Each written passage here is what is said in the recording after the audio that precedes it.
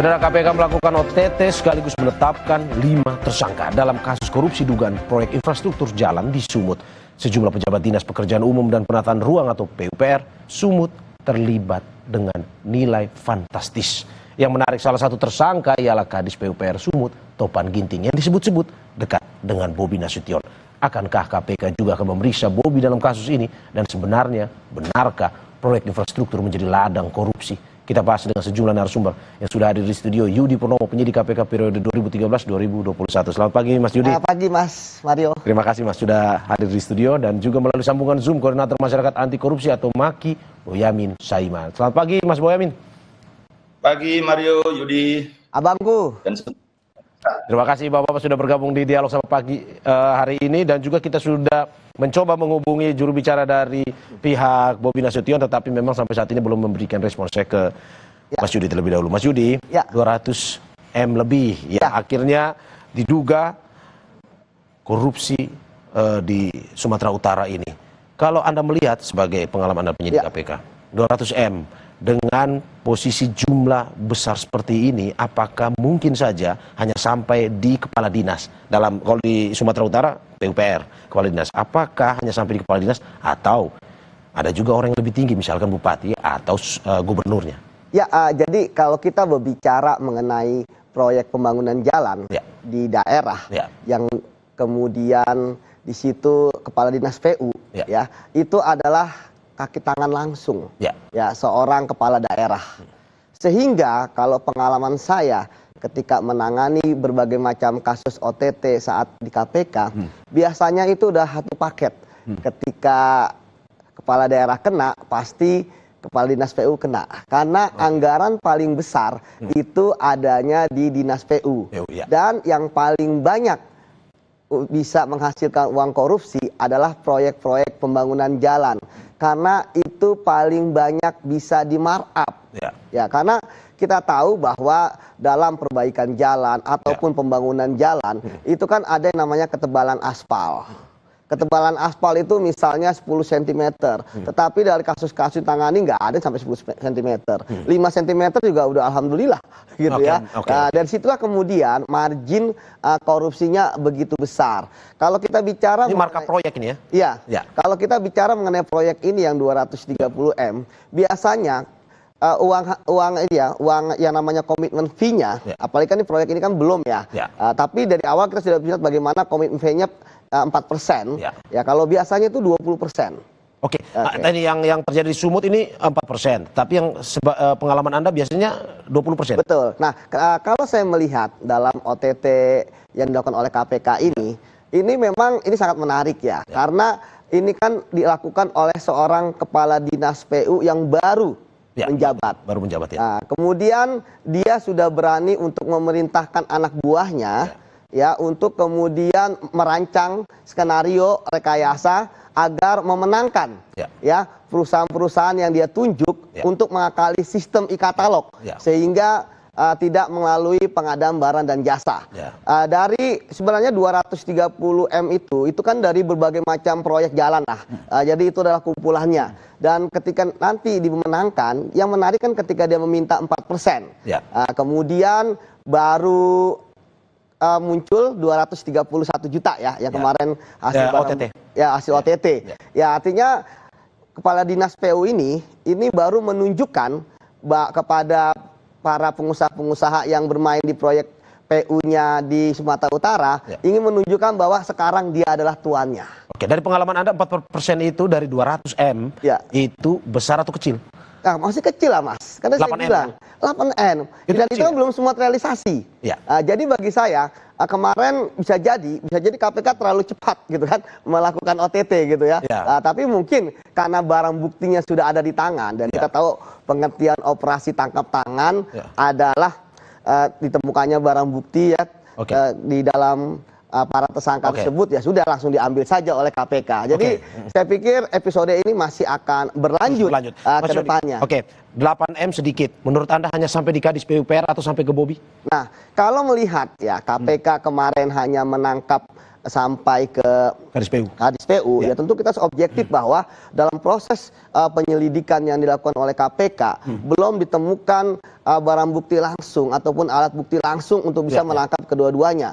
Karena seperti yang saya sampaikan ya, kalau ada OTT terhadap kasus korupsi proyek pembangunan jalan yang ditangani oleh daerah, ya pasti itu sudah sepaket. Tetapi kan sekali lagi kembali ke bukti-buktinya, ya seperti itu. Seperti yang saya katakan bahwa apakah kemudian ya tidak terlibat, ya bisa juga, gitu kan, bahwa sampai saat ini bisa jadi ini adalah korupsi yang menurut saya dilakukan tunggal oleh kepala dinas PU untuk menunjukkan bahwa sekarang dia adalah tuannya di dinas PU. Singkatannya sebelum saya ke Mas Boyamin, menurut Anda kalau follow the money, perlukah Bobi diperiksa oleh KPK? Nah, kalau kita bicara follow the money, ini kan uangnya kan masih sedikit ya. Ya, belum sampai 8 miliar bahkan dari yang dimintakan. Oleh karena itu, ya tentu sekarang bukan masalah follow the money, tapi masalah apakah Topan ini ya sebagai kepala SPU akan membuka selebar-lebarnya terkait dengan peristiwa ini untuk menjadi justice kolaborator. Begitu. Dan Bobi perlu dipanggil oleh KPK maksud Anda seperti itu? Ya bisa jadi akan dipanggil karena dia adalah kepala daerah. Tidak mungkin tidak dipanggil. Pasti saya katakan dipanggil ya. Oke. Saya ke Mas Boyamin. Mas Boyamin, sudah menarik nih bersama Mas Yudi terkait dengan apa yang terjadi di Sumut. Menurut Anda seperti apa? Apakah perlu dengan ini angka kecil misalkan 8M dari yang dikatakan Mas Yudi biasanya 20% dari proyek yang dianggarkan. Menurut Anda apakah perlu pada akhirnya diminta keterangan kepada Gubernur Sumut saat ini, Bobi Nasution, untuk semakin terang benderang terkait dengan kasus ini? Gini aja, kalau KPK tidak memanggil Bobi, pasti akan saya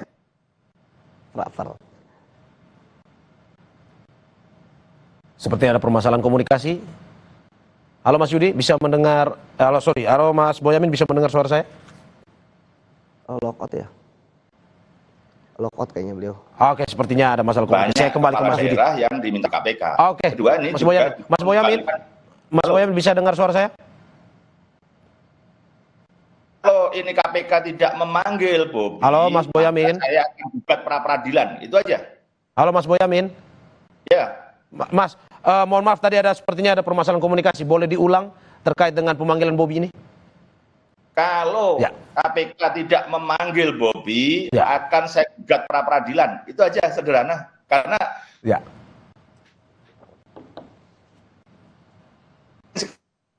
sekali Bobi ini dipanggil sebagai azas keadilan, benar kan?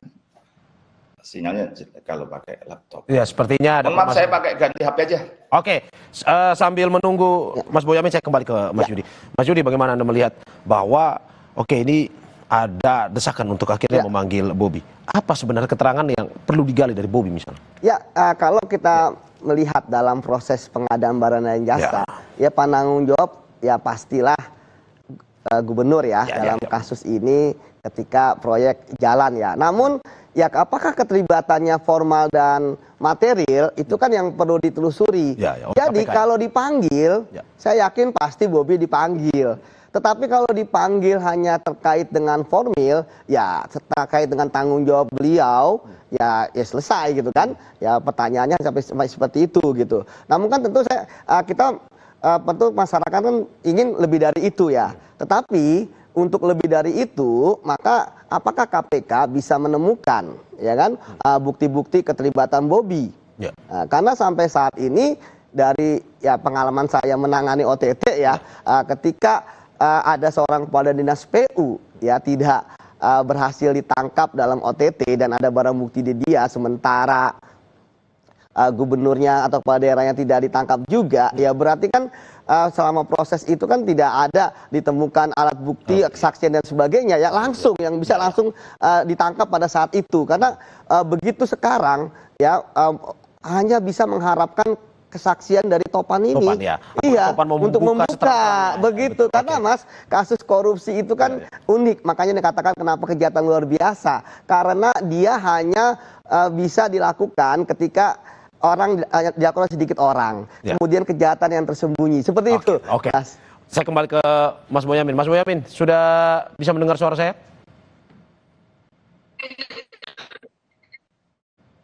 Mas Boyamin.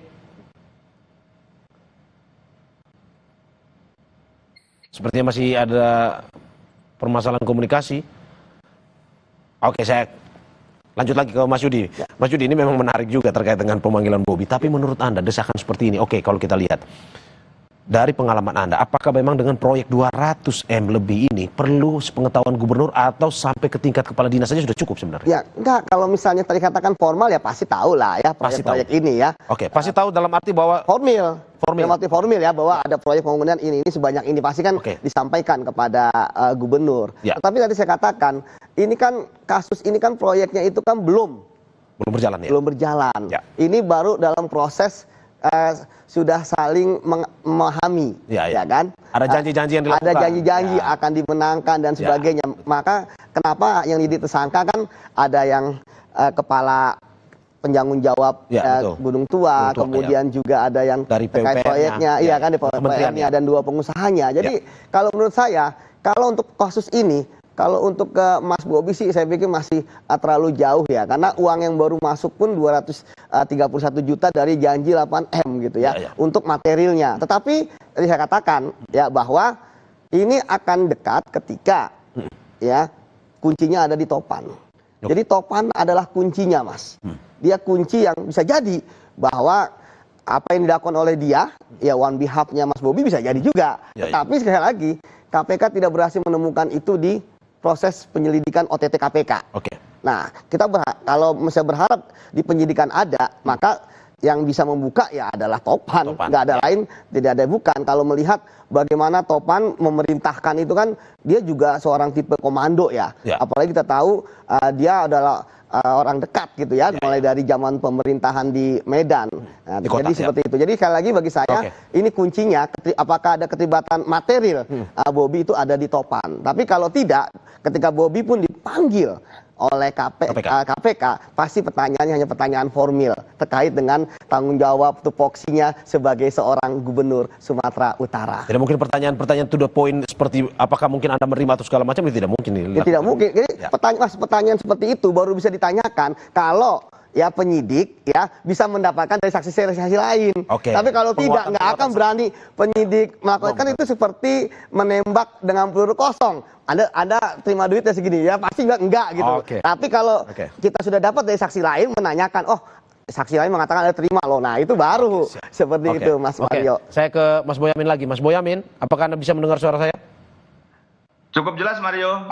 Sepertinya sudah kembali sinyalnya. Mas Boyamin, saya ulang lagi pertanyaannya. Terkait dengan menurut Anda apakah perlu KPK memeriksa dan seperti apa yang harusnya pada akhirnya yang perlu digali dari Bobi oleh KPK? Bahkan saya begini, kalau KPK tidak memanggil Bobi, maka KPK akan saya gugat pra-peradilan dalam jangka waktu segera, maksimal 2 minggu lagi. Kalau 2 minggu lagi tidak memanggil Bobi, saya gugat pra-peradilan.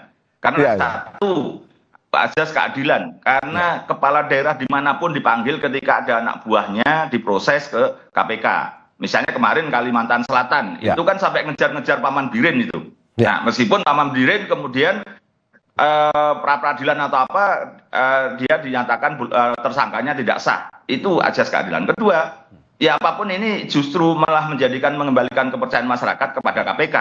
Justru kalau tidak manggil Bobi, ya semakin menenggelamkan KPK itu sendiri. Justru saya mencintai KPK dengan cara saya bantu untuk menaikkan citra di masyarakat, maka harus manggil Bobi. Ketiga, ini kan apapun ya orang kepercayaan, KPK harus memulai dari kampanye 2020. Apakah camat ini menjadi tim sukses? Karena menurut saya dia lompatannya terlalu tinggi. Habis camat langsung menjadi Kadis PUPR di Pemkot Medan. Itu cepat ini. Biasanya itu dari camat itu masih menjadi sekdis atau menjadi kepala yang levelnya kayak eselon 3, itu kepala bagian hukum misalnya, atau sekdis, atau kepala organisasi eselon 3. Nah, kepala dinas PUPR ini langsung eselon 2. Jadi ini selama menjadi camat itu, apakah dia juga menjadi tim sukses? Atau setidaknya tahun 2020, apakah menjadi tim suksesnya Bobi? Harus didalami sampai ke sana. Dan berkaitan dengan dana kampanye Bobi, baik wali kota maupun gubernur, harus juga didalami apakah ada sumbangan-sumbangan besar dari topan ini gitu. Jadi pentingnya itu kenapa Bobi harus dipanggil itu justru untuk mendalami bagaimana dia menjadi tangan kanannya, karena dia lulus itu tahun 2007 dan ini sudah kepala dinas PUPR di Pemprov Sumatera Utara bersamaan dengan habis dilantik Bobi jadi gubernur langsung dilantik jadi kepala dinas PUPR. Ini lompatannya kalau tidak istimewa artinya istimewa kedekatan gitu. Kira-kira gitu. Jadi ini yang menurut saya yang harus diproses lebih lanjut gitu. Oke, Mas Boyamin, tetapi kan memang dipanggil ini untuk dimintain keterangan terkait dengan kasus ini sebenarnya, dalam arti bahwa ya terkait dengan hubungan, dalam arti bahwa apakah mungkin memang nantinya perlu ditanyakan dan apakah memang ada hubungannya dengan kaitannya dengan korupsi atau bagaimana? Iya, kalau ini kan proses-proses yang baru awal dan KPK kan kemarin dengan gaya baru OTT ini bahkan jauh di awal masih tanda kutip niat dan mulai tindakan awal aja sudah di OTT gitu, karena dalam rangka pencegahan jangan sampai jalannya jelek gitu kan, maksudnya kan gitu, karena toh sudah ada buktinya awal gitu. Dan itu justru apapun saya yakin bisa dikembangkan kemanapun ini proses-proses itu, karena ya meskipun kalau KPK mau sebenarnya bisa akan dipantau mengalir kemana-mana. Mas Boyamin, Mas Boyamin.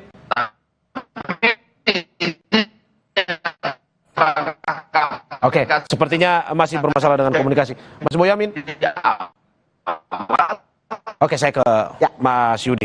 Mas Yudi, bagaimana Anda melihat bahwa seperti yang disampaikan oleh Mas Boyamin, sepertinya kalau kata dia tadi, kalau tidak dipanggil Bobi, saya akan melakukan pra-peradilan. Ini terkait dengan asas keadilan. Nah, menurut Anda, pemanggilan Bobi ini lebih besar terkait dengan mungkin saja mau melihat bagaimana terang benderang kasus ini, atau secara politis lebih besar sebenarnya?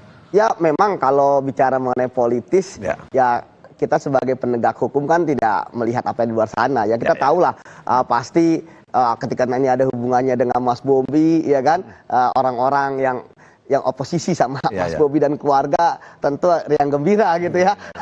Kemudian dan sebagainya gitu ya. Tapi menyambut dengan gembira, tapi kan tentu kita harus objektif ya, bahwa sekali lagi ini adalah penegakan hukum.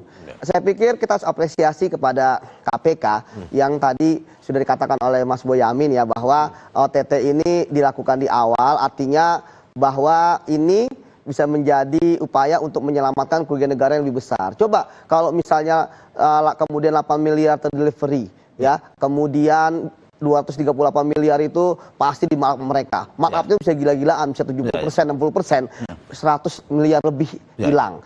Jadi sebenarnya dalam kasus proyek jalan itu bukan hanya 20% fee dari total proyek, tetapi juga pasca ya orang-orang itu kemudian melakukan markup terhadap proyek perjalanan itu nanti akan dapat lagi. Jadi begitu luar biasa korupsinya memang kalau dalam proyek pembangunan jalan ini. Makanya kenapa kan sering Mas lihat kok jalan kayaknya baru diaspal, kok udah rusak. Nah, itulah. Karena tapi kembali lagi bahwa ketika KPK ya akan memanggil Bobi, saya pikir akan dipanggil gitu ya. Siapa namanya, tapi ya tadi saya katakan apakah terkait dengan keterlibatannya dalam kasus korupsinya atau formalnya tentu masih akan jauh, karena tadi saya katakan KPK kan menangkap ini kan memang masih sangat dini sekali ya, artinya kalau misalnya nanti 8 miliar diterima atau 20% dari fee itu mungkin akan bisa kemana-mana alirannya, tetapi kalau yang ini saya lihat ini lebih banyak kepada untuk kepala dinas PU-nya gitu. Nah, kalau tadi ada alternatif dari Mas Boyamin misalnya periksa sebelumnya sebagainya, ya bisa saja gitu kan. Tapi sekali lagi kan memang bukti-bukti itu harus dimiliki gitu, Mas. Oke. Saya menarik ini karena kita akan bertanya terkait dengan apakah memang lebih ke soal bagaimana pemilihan ataupun seleksi kepala dinas kita saat ini, apakah memang lebih banyak harus meritokrasinya, ataukah kalau saat ini praktiknya lebih banyak karena kedekatan. Nah, sebelum saya lanjut itu kita saksikan jeda, tapi saya ingin pamitkan Mas Yudi yang sudah selesai dan kita akan lanjut bersama Mas Boyamin. Terima kasih Mas Yudi atas apa yang disampaikan hari ini. Semoga bisa memberikan masukan juga kepada kepala daerah terkait dengan ya ini harus benar juga, markup perlu dihentikan demi untuk kesejahteraan masyarakat juga ya Mas. Terima kasih banyak atas apa yang disampaikan Mas Yudi. Terima kasih Mas.